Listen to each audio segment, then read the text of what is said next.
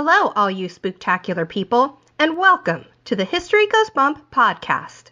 This is executive producer Kelly from California. If you want to become an executive producer and receive some great bonus episodes, click the tab at historygoesbump.com. And with no further ado, prepare to get your history on, along with some chills and thrills. Oh, and a word of advice as you drift off to sleep tonight. If you can't wake up from a nightmare, maybe you're not asleep.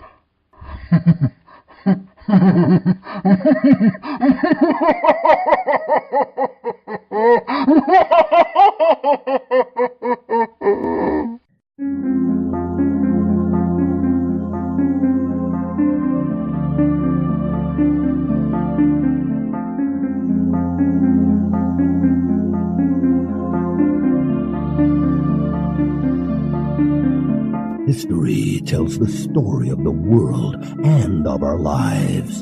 Sometimes that history goes bump in the night.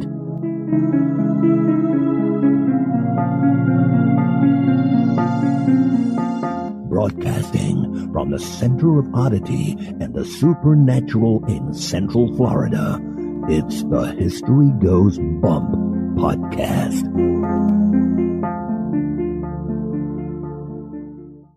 Hello, you spooktacular people. Welcome to this 246th episode of the History Goes Bump podcast. Ghost Tours for the Theater of the Mind. I am your host, Diane. And this is Denise. On this episode, we are going to be in Tennessee at the Carton Plantation, and this was suggested to us by our listener and executive producer, Tammie McCarroll-Burroughs. There is a lot of history involved when it comes to this plantation. It's a very bloody battle, so we've got some interesting hauntings going on here.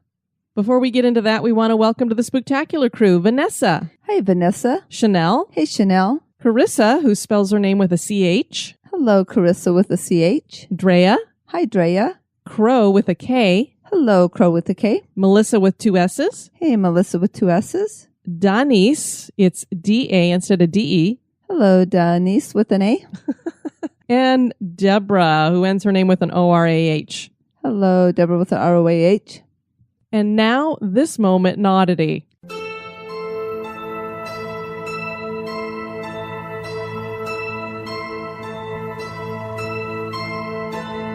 And today's moment in Oddity was suggested by listener Elizabeth Fatica.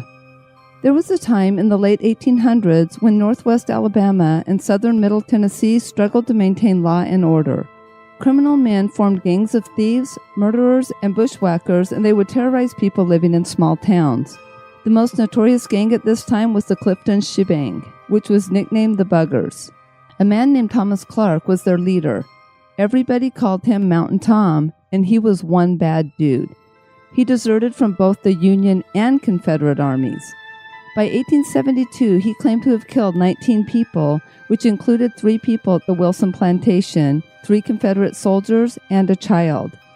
His gang had already raided the town of Florence in Alabama once before, and in September of that year, they decided to hit it again.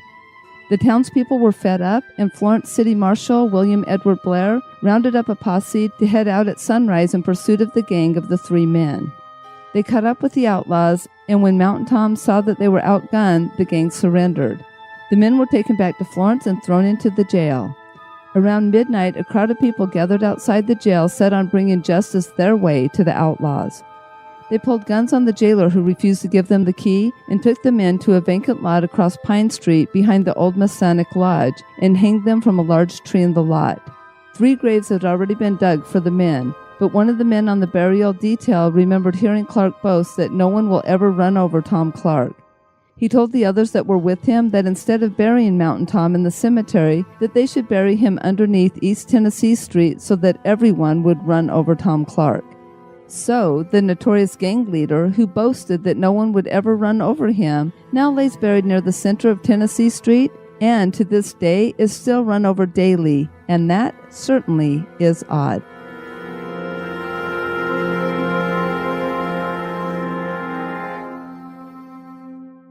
Grab your slippers, hot chocolate, flashlight, and maybe even that baseball bat. And now, this month in history.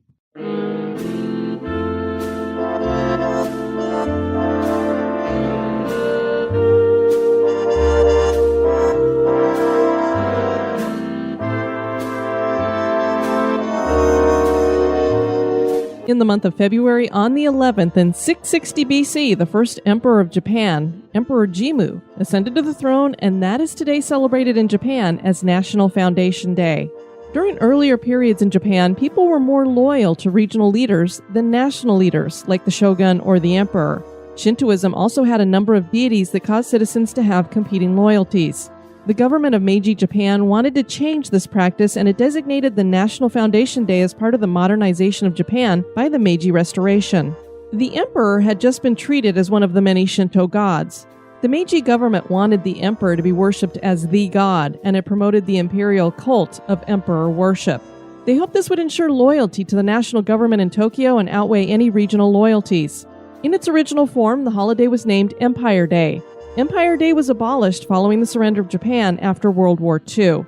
The commemorative holiday was reestablished as National Foundation Day in 1966. Obviously, Japan no longer has an emperor, so all references to such a leader have been stripped from the holiday, and it is treated as a day to express patriotism and love of the nation. Customs include the raising of Japanese national flags and reflection on the meaning of Japanese citizenship.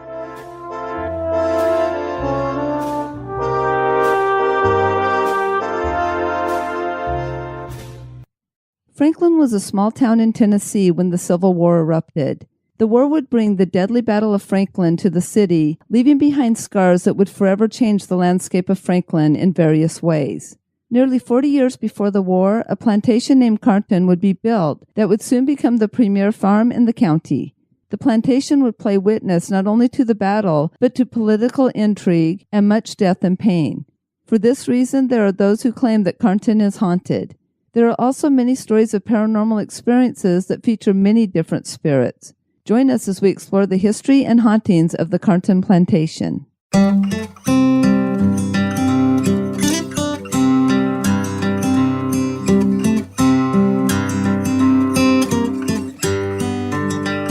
Abram Mowry Jr. was a state senator who founded the city of Franklin on October 26, 1799. He named the town for none other than Benjamin Franklin. Randall McGavock was born in 1768 in the state of Virginia. He eventually migrated to Tennessee and got involved in politics. Because of the politics, he became friends with President James K. Polk and President Andrew Jackson. He served as mayor of Nashville for a one-year term in 1824. McGavock completed construction on his mansion that he named Carton in 1826. The property was named after his father's birthplace in County Antrim, Ireland. The name Carton is from the Gaelic word cairn, which means a pile of stones. So that's good. It's like, I'm going to name my beautiful house a pile of rocks. I know. I'm not exactly sure why he did that, because it is built out of bricks, but it doesn't really look like a pile of stones. No, not at all. Especially that back porch. Oh, it is gorgeous. And did you notice when we were looking at the video, it had paint on the roof of the double porch? Yes. A smokehouse was the first building built at Carton, and this was in 1815. The smokehouse would eventually be connected to the main house by a two-story kitchen wing. The mansion sat on 1,400 acres and was run as a plantation with crops that included wheat, corn, oats, hay, and potatoes. The McGavocks were also involved in raising and breeding livestock and thoroughbred horses. The mansion had 11 rooms and was built in the Federal style out of red brick. The foundation was limestone with a tin roof, 2 dormer windows, and projecting-in chimneys. The house was 2 stories with a central pedimented portico that was Greek Revival styled. The 2-story portico contained 4 square Ionic columns with beveled recessed panels and a vase-shaped balustrade on each level. The fascia above the first level had decorative scroll work, and the doorway was flanked by columns and side lights with a semicircular fan light above.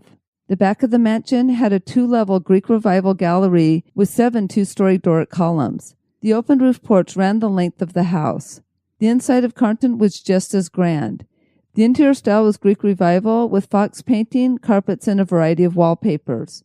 The parlor had a Greek Revival fireplace mantel, and on the mantel sat a clock that still remains today as one of several pieces that are original to the McGavock family. A 200-piece china set in the dining room is original as well.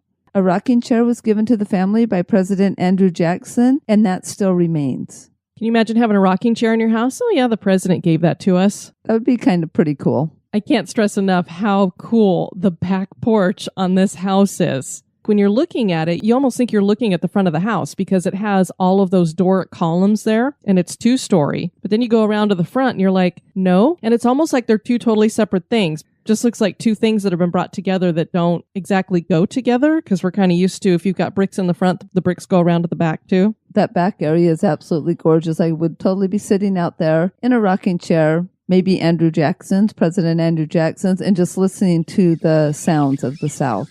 I love just being outside and listening to the cicadas and everything just making their noises. It's one of my favorite sounds. It is. And one thing that I hadn't really thought about till you just said that, we moved about 15 minutes down the road from where we originally lived when we first moved here and lived in an apartment. And we could hear the cicadas outside of our apartment all the time. And I used to love having the door open so we could do that, especially in the spring. And we don't get them down here, really. I don't think I've ever heard them in our neighborhood. Not yet, but I think a lot of the wildlife, it's a newer neighborhood, so I think it's starting to come, because we didn't really have a whole lot of birds and squirrels and stuff when we first moved here either. McGavock not only ran a farm, but he wanted gardens on the property. He started by planting cedars along the driveway leading up to the house. His son would add to this with more cedars and boxwoods. Randall's son, John, was a fan of Andrew Jackson Downing, who was considered the father of American landscape architecture, and he modeled a 1-acre garden that was on the west side of the house after Downing's designs. This entailed square mini vegetable gardens that were bordered by ornamental shrubs with a large white picket fence around the entire garden. The garden eventually fell into neglect in later years, but was recreated in 1996. The peony, daffodil, and hosta collection of flowers found on the plantation today is composed entirely of varieties available in Middle Tennessee prior to 1869. For the green thumbs and flower lovers out there in our listenership, and while I love flowers, I definitely don't have a green thumb, you'll be interested to know that Carton Plantation houses the largest historic daffodil collection in the South. There are 40 varieties in the collection that date back before 1869. Wow, I'm definitely going to have to put this, because we're planning on our road trip next year, possibly going through Tennessee, so I'll have to put this on our list because I would love to see it. Slaves were part of the workforce at Carton Plantation, and this continued even after Randall McGavock died in 1843. His son John inherited the property. He married his cousin Carrie Winder of Ducros Plantation, and the couple had 5 children. Only 2 of them would survive to adulthood. Another one of those sad stories of that time period. Can you imagine having 5 children and 3 of them die when they're young? That's why I have a hard time sometimes going through the historic parts of cemeteries, because the ages on the stones are so young. John's net worth grew to about $339,000 in 1860, which is equal to about $9.7 million in 2018. When the Civil War started, John sent most of his slaves to Louisiana so they wouldn't be taken by the authorities. John was too old at 46 to join the fight, but he did help and support groups of Southern soldiers. His wife sewed uniforms for relatives and friends. When federal troops took control of Middle Tennessee, they found out about the McGavock's efforts with aiding the South, and the Union took thousands of dollars of grain, horses, cattle, and timber from Carton Plantation. The last great battle of the Civil War, and one of the bloodiest battles, the Battle of Franklin, came to Franklin, Tennessee on the afternoon of November 30th, 1864. It's amazing how many of these Civil War battles we say this about. It was one of the bloodiest. It seems like all of them were just incredibly bloody, and I think it's because of the tools that they had at that time. If you think about what a cannon can do and the bullets and stuff that they had back then. I can't even imagine. And they fought so close-knit, it wasn't like shooting something from far away. They were usually hand-to-hand almost. The battle would rage across the town and forever change the landscape there. As was the case with so many towns during the Civil War, most buildings were used as field hospitals.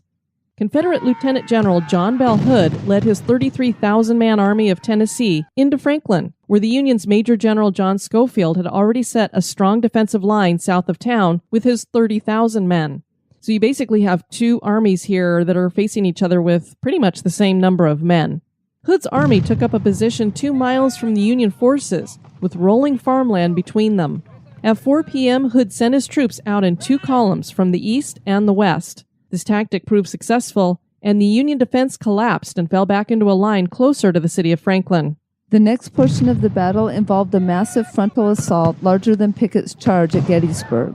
By the time this happened, it was already dark, so much of this skirmish was in the dark. The Union was having a hard time gaining ground until a brigade led by Colonel Emerson Updike arrived. Confederate General Stephen D. Lee's corps reinforced Hood's left, but it was not enough, and Hood's forces were driven back and suffered heavy losses. The Confederates suffered over 6,200 casualties, which included 6 dead Confederate generals. Total casualties for both sides numbered over 8,500.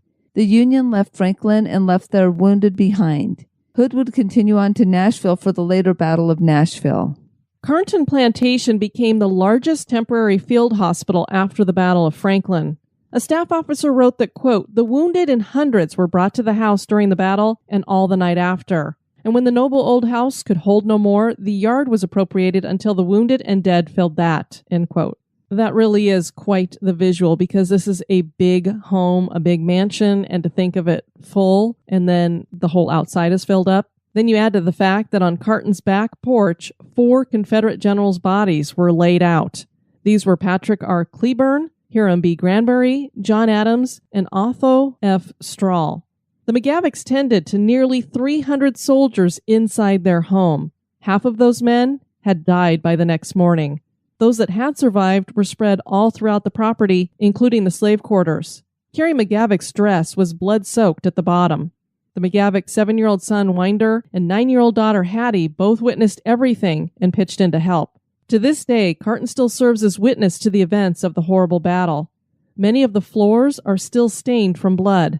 The heaviest stains are found in one of the southern-facing bedrooms because it served as the operating room. And this home was carpeted. Back then, we know this was a real luxury to have wall-to-wall carpet in your home. So this blood had soaked all the way through the carpeting and into the wood. And I imagine, I'm not for sure, but I'm thinking that the house probably has carpet again, so you can't see these blood stains anymore, but they know that they're still there. You know, I can't even imagine just the horror and the raw emotions that would happen. First of all, having the battle right there, and then having all of these soldiers there, especially for those 2 kids. I can't imagine those 2 children witnessing, first of all, how terrifying to have a battle going on around your home, because you're afraid you're going to die. And then you can only imagine, because they obviously did not have pain medicine. These were not really set up to be hospitals. So you can imagine that operating room where they were probably doing mostly amputations, what that must have sounded like and been like.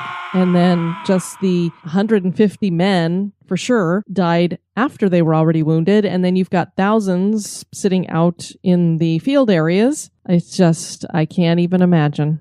Following the battle, the people of Franklin were tasked with burying the dead, which numbered 2,500. According to George Cohen's History of McGavock Confederate Cemetery, all of the Confederate dead were buried as nearly as possible by states, close to where they fell, and wooden headboards were placed at each grave with the name, company, and regiment painted or written on them. Over the next 18 months, the markers rotted and the writing disappeared. Many of the Union soldiers were reinterred in 1865 at the Stones River National Cemetery in Murfreesboro, Tennessee.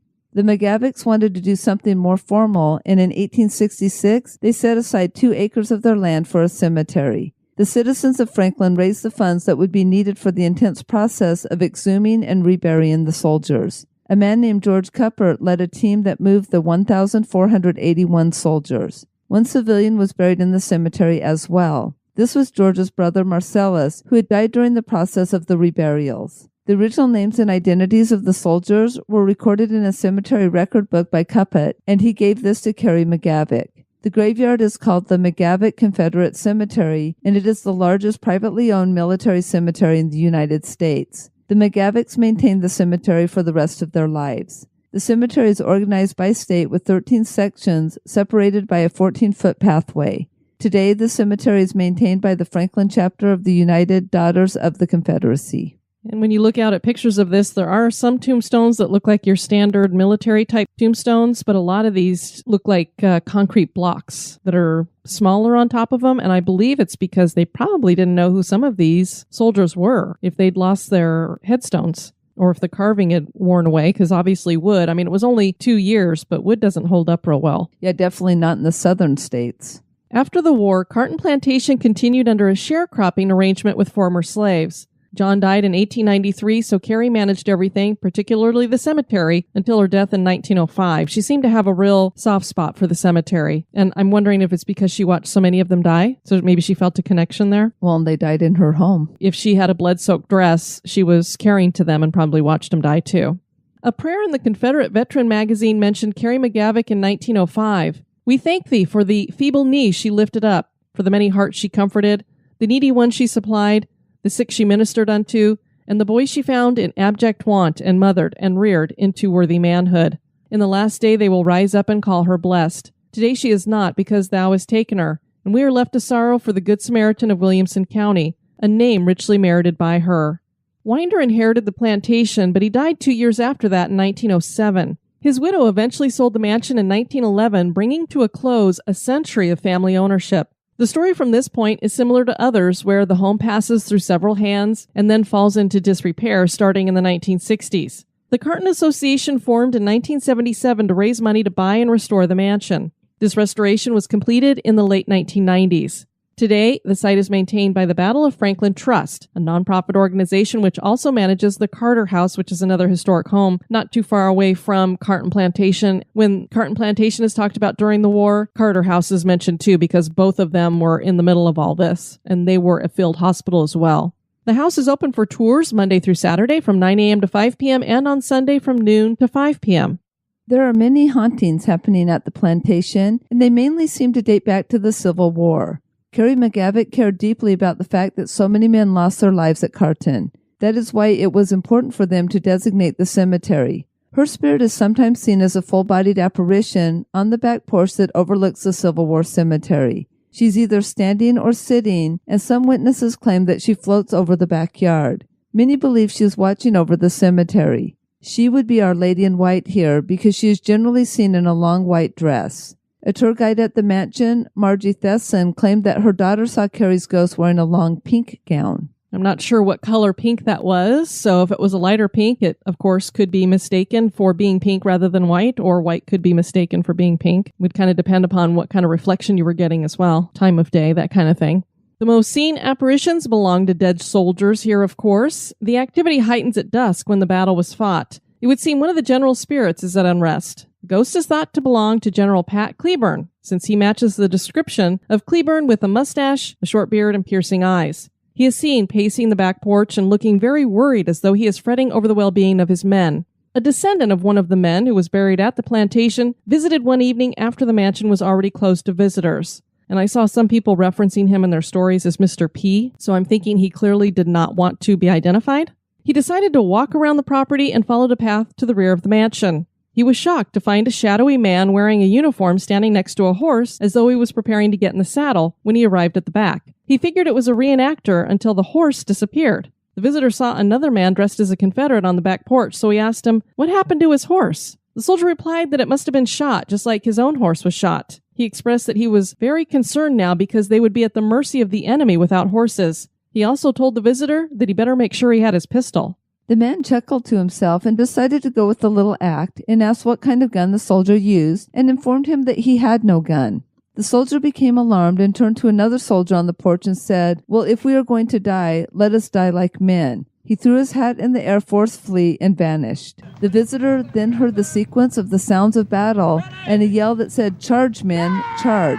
Then a swell of the sound of shots, shells, muskets, and cannons filled the air. A cacophony of rebel yells followed, and it was then that the visitor realized he'd been standing among a group of ghosts. He ran terrified to his car. He felt as though he really were in the middle of a battle. He returned to the plantation the next day when it was opened, and he realized that the ghost on the porch had been General Pat Cleburne. I don't know that I would have returned to Carton Plantation after having that experience. I guess you'd feel a little bit more comfortable if it's daytime and there's people around, but wow, I can't even imagine. You know, we hear similar stories of people who've been at the Gettysburg battlefield and hearing those kinds of noises or seeing the battles that are going on and having it happen all around them while they're there. And it would be, to me, terrifying, especially because I don't think he could see any of them once they started the fighting or whatever. They just disappeared. Yeah, I don't think I would have gone back for sure. Two spirits haunt the kitchen area of the mansion. In the 1840s, a young house servant girl was murdered in the kitchen by a jealous field hand who had become infatuated with her.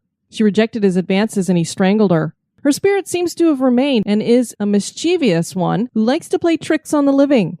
A curator at the house heard some noises from the small enclosed porch off the back of the house and decided to see what was going on. When she got back there, she found 2 panes of glass that had been taken down from a box of panes. Each was placed nicely on either side of the door. Not somewhere an employee would place them, unless, of course, they wanted to get fired. Can you imagine? You don't want somebody to step on them. Not to mention that there was no reason to have those panes pulled out of the box. She thought it was the girl who had been murdered.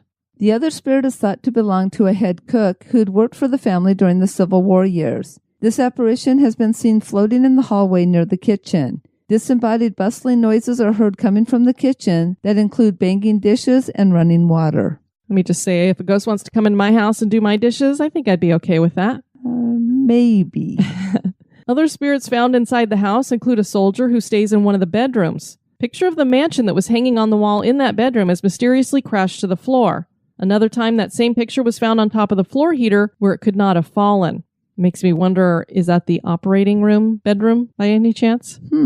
A beautiful young girl with long brown hair appeared to a workman when he was in the second floor hallway. He quickly ran down the stairs when he realized she was transparent. After that, workmen started going upstairs in pairs. Guess they didn't want to run into her again. She might have been beautiful, but she's floating around. Yeah, I don't like that. Makes me wonder if that was one of the daughters that the McGavocks lost. Oh, possibly. Carton Plantation was the scene of a horrible battle, but even more, it was a place of immense pain and death. These kinds of emotions tend to feed paranormal activity, and that seems to be the case here. Here we have another battlefield where the soldiers still seem to think they are fighting the war. And Carrie McGavock is still watching over the graveyard in the same way that she did when living. Is Carton Plantation haunted? That is for you to decide. Definitely a beautiful place to check out. Yes, I'm looking forward to it. We'd love to have you check out our website, historygoesbump.com. And Denise, if people want to send us some feedback, where can they do that? They can do that at historygoesbump@gmail.com. And we did receive an email from Dee about the Bonanzaville episode and one-room schoolhouses. Good morning, ladies. I have listened to your Bonanzaville episode at work, by myself, in the office, in the middle of the night, with all the lights out except for directly over my desk. This is a glutton for punishment. No kidding. And when I heard you talking about being a teacher in a one-room schoolhouse, I thought I would drop you a note. My grandmother and I were quite tight when I was growing up. Our birthdays were 3 days apart, and we often told each other that September girls had to stick together. She was born just before 1900, and when she was 16, she was a teacher in a one-room schoolhouse. I asked her about that one time. She said that most of her students were younger than her, but she had some who were older. When questioned on how she was able to make that work, she told me that when she was working with one class, she had the other classes studying, with the older students helping the younger. She also said that quite often she didn't know what she needed to teach and that she would teach all day, go home, study everything she would need to teach for the next day, and the next day she would go teach what she had learned the night before. Apparently it was an unending cycle. Anyway, thank you for bringing a smile to my face with thoughts of this wonderful woman. I miss her immensely. Please know that I enjoy your podcast very much and listen to it alone in the office in the dark whenever it comes out. And I thanked her for sending that because we had wondered about one-room schoolhouses, and so it was neat to hear her firsthand experience via her grandmother. That would have been very cool just to listen to the stories. I would have been happy to sit at her grandmother's feet and just listen. And Vanessa left us a comment at the website. Thank you for letting us know how much you are enjoying the podcast. We appreciate that. Want to give a shout out to Madam Aqua 2100 on YouTube. Thank you for your comments there.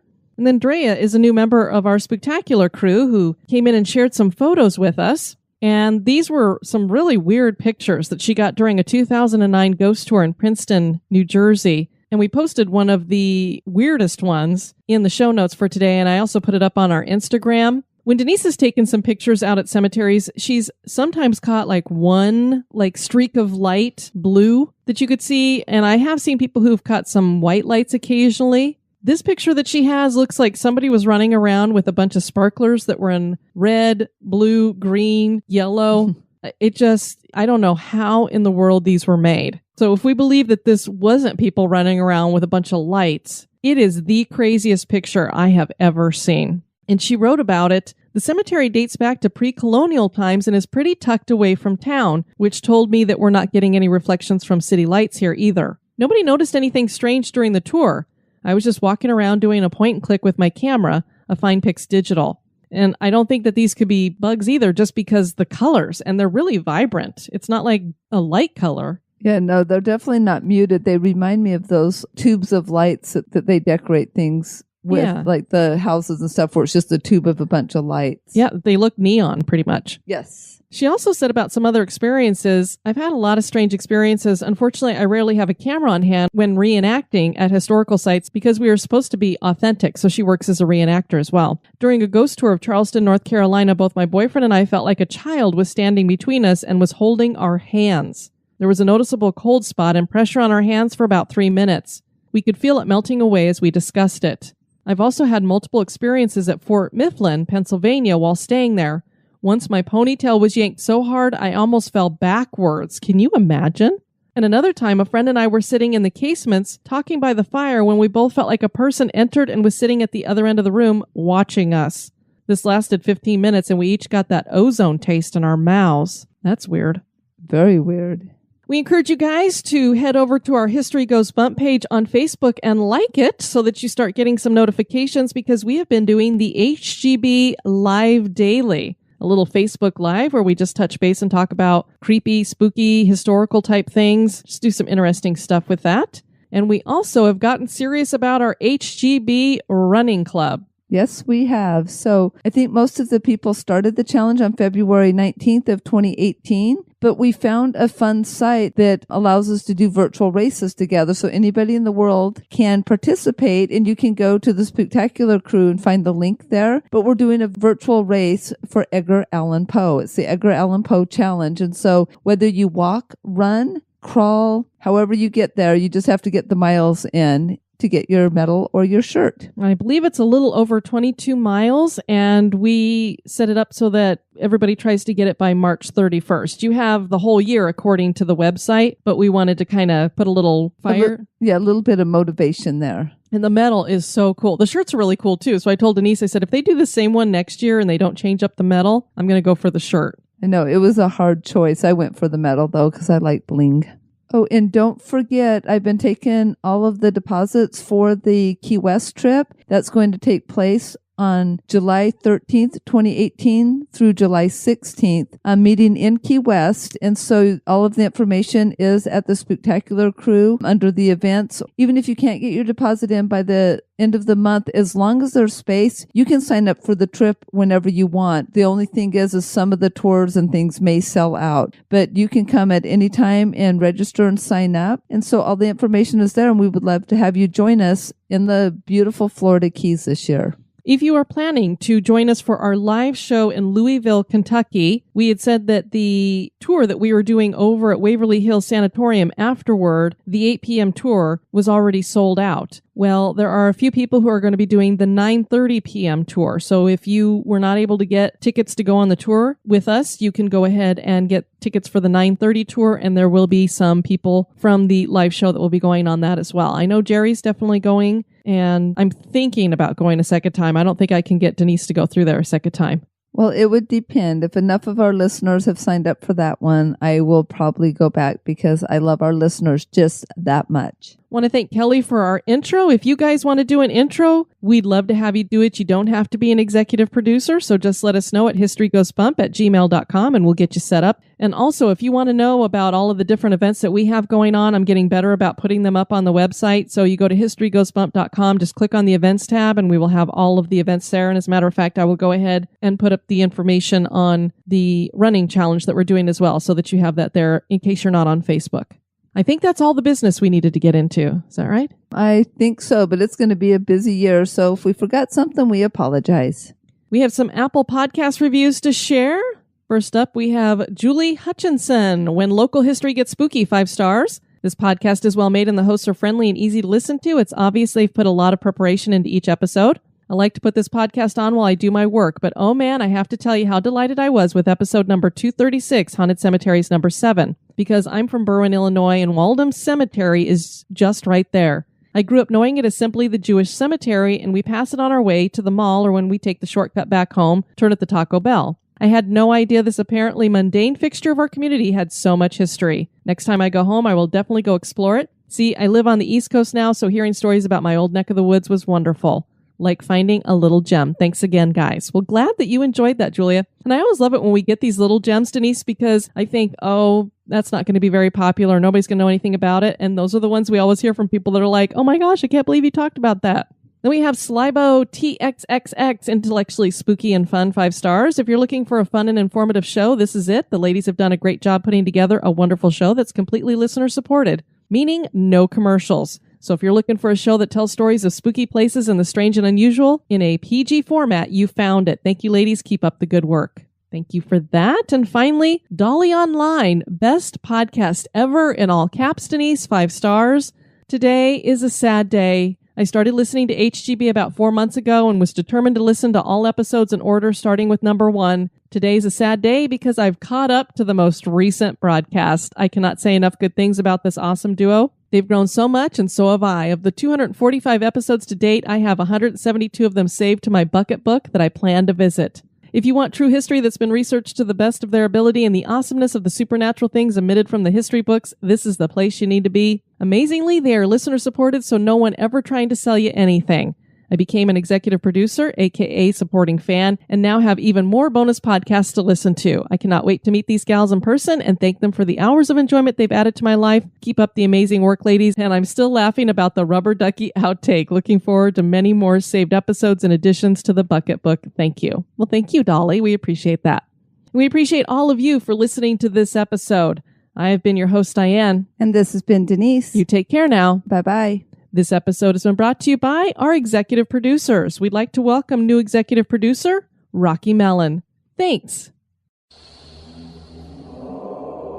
Be sociable. Drop the chain rattling, neck biting, and shape shifting. And join us on Facebook and Twitter at History Goes Bump. Like the page and follow us.